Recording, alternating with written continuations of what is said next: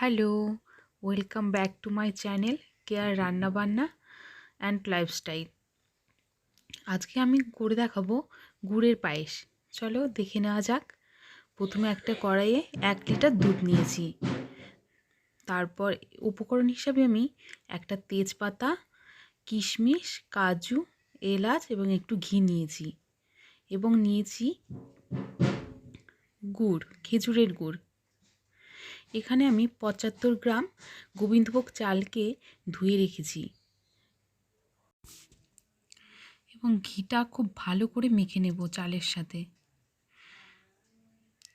দুধের মধ্যে দিয়ে দিচ্ছি 2টো তেজপাতা এবং 3টে এলাচ। দুধটা খুব ভালো করে জাল করে নেব। এরপর আমি অ্যাড করে দেব সেই ঘি দিয়ে মেখে রাখা গোবিন্দভোগ চালটা।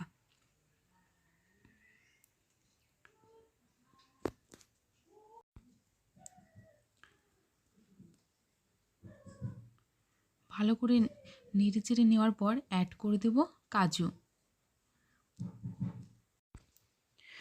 তোমরা চাইলে এখানে কাজুটা ঘি দিয়ে ভেজে নিতে পারো, আমি এখানে এমনি দিয়ে দিয়েছি।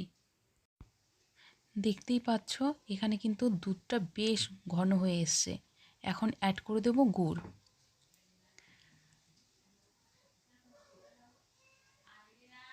গুড় দেওয়ার পর নেড়ে চেড়ে দেখব চালটা কতটা সিদ্ধ হয়েছে। তোমরা সবসময় খেয়াল রাখবে যে চালটা ফুটে যাওয়ার পরই মিষ্টি অ্যাড করতে হবে। দেখতে পাচ্ছ আমার পায়েসটা কিন্তু একদমই ঘন হয়ে গেছে। নামানোর আগের মুহূর্তে আমি একটু লবণ দিয়ে নামিয়ে নেব।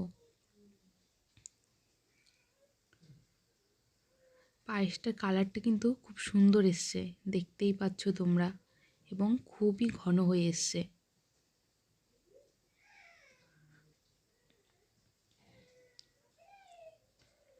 দেখে নাও, আমি এখন একটা বাটিতে নামিয়ে নিচ্ছি। রেসিপিটা অবশ্যই একবার ট্রাই করো এবং কেমন হয়েছে আমাকে কমেন্টে জানাবে।